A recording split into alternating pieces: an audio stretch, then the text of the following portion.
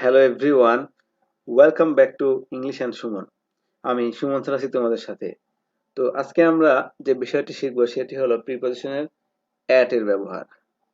তো চলো আমরা এই প্রিপোজিশন অ্যাট এর ব্যবহারটা এমনভাবে শিখি যেন আমাদের ভবিষ্যতে আর কোনো সমস্যা না হয়।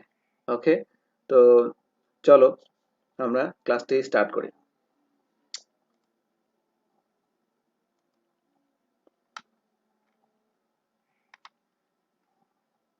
দেখো, আমরা এই ছোট স্থান বোঝাতে অ্যাট এর ব্যবহারটা করে থাকি। ছোট স্থান, যেমন এই যে I live at Pabna in Bangladesh.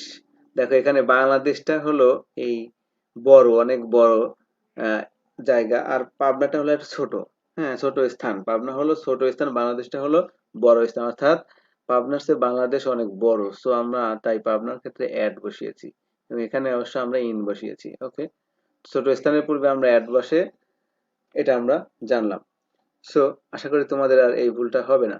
দক্ষতা বোঝাতে দেখো আমরা অ্যাট ব্যবহার করি, যেমন you are good at English, তুমি ইংলিশে দক্ষ। তো এখানে দক্ষতা বোঝাতে আমরা অ্যাট এর ব্যবহারটা করছি। নির্দিষ্ট সময় বোঝাতে আমরা অ্যাট এর ব্যবহার করি, যেমন our class starts at 9 AM। তাহলে দেখো, আমাদের ক্লাসটা শুরু হয় কখন?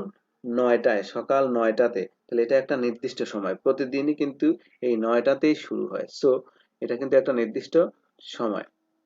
তারপরে দেখো, তাকানো অর্থে, তাকানো বোঝাতে এই দিকে তাকাও, হ্যাঁ, লুক অ্যাট মি, আমার দিকে তাকাও, লুক অ্যাট দ্য ব্ল্যাকবোর্ড, হ্যাঁ, লুক অ্যাট দ্য পিকচার, ছবির দিকে তাকাও। এইভাবে তাকানো অর্থে কিন্তু আমরা লুক অ্যাট এর সাথে আমরা অ্যাট ব্যবহার করি। ওকে,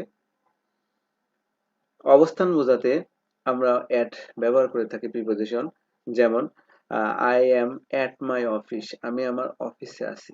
যদি আমি বলি I am at my house, আমি আমার বাড়িতে আছি। এইভাবে আমরা কিন্তু অনেকগুলো বাক্য তৈরি করতে পারবো এই অ্যাট এর অবস্থান বোঝাতে অ্যাট বসিয়ে। ওকে, তারপর দেখো, বয়স বোঝাতে আমরা অ্যাট এর ব্যবহার করে থাকি বয়স বোঝাতে, যেমন he married at the age of 20, সে বিয়ে করেছিল 21 বছর বয়সে। কখন বিয়ে করেছিল? অ্যাট দ্য এজ অফ 21, 21 বছর বয়সে। তাহলে এখানে কিন্তু বয়স নির্দেশ করছে, সো আমরা এখানে অ্যাট বসিয়েছি। এরপর দেখো, উপহাস বোঝাতে, উপহাস বা পরিহাস বা বিদ্রুপ করা, হ্যাঁ, এরকম বোঝাতে আমরা কিন্তু অ্যাট ব্যবহার করি, যেমন you should not mock at the poor. Mock at এখানে বিদ্রুপ করা বা উপহাস করা, গরিবদের প্রতি তোমাদের উপহাস করা উচিত না। এক্ষেত্রে আমরা কিন্তু আরেকটা শব্দ পাই, যেমন laugh at, you should not laugh at the poor, উপহাস করা বা বিদ্রুপ করা। ওকে, আশা করি তোমরা বুঝতে পেরেছো। তারপরে দেখো, মূল্য বোঝাতে আমরা অ্যাট ব্যবহার করি, মূল্য, যেমন ফিশ সেলস অ্যাট 50 টাকা পার কেজি, মাছ বিক্রি হয় 50 টাকা প্রতি কেজিতে। ওকে, সেলস অ্যাট 50 টাকা পার কেজি, তাই এখানে আমাদের কিন্তু মূল্য বোঝাচ্ছে যে প্রতি কেজির দাম হলো বা মূল্য হলো 50 টাকা। ওকে, তো আশা করি তোমরা সহজেই বুঝতে পারছো অ্যাট এর ব্যবহারটা। তো এই ছিল আমাদের প্রিপোজিশন অ্যাট এর ব্যবহার। আশা করি তোমরা বুঝতে পেরেছো।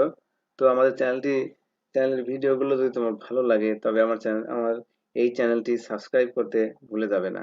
আর অবশ্যই একটি লাইক দিয়ে ইউটিউবকে কিন্তু জানিয়ে দিবে যে তোমাদের এই ভিডিওটি ভালো লেগেছে। আর তোমরা তোমাদের কোনো পছন্দকৃত বা তোমরা বোঝো না এমন কোনো গ্রামাটিক্যাল আইটেম যদি তোমরা পেতে চাও বা দেখতে চাও, তাহলে আমার কমেন্ট বক্সে লিখে জানিও। ওকে, আর আমাদের ক্লাসটি কেমন লাগে তোমাদের সে সম্পর্কে একটু মন্তব্য কমেন্ট বক্সে লিখতে পারো। তো ওকে, সবাই ভালো থাকো। আল্লাহ হাফেজ।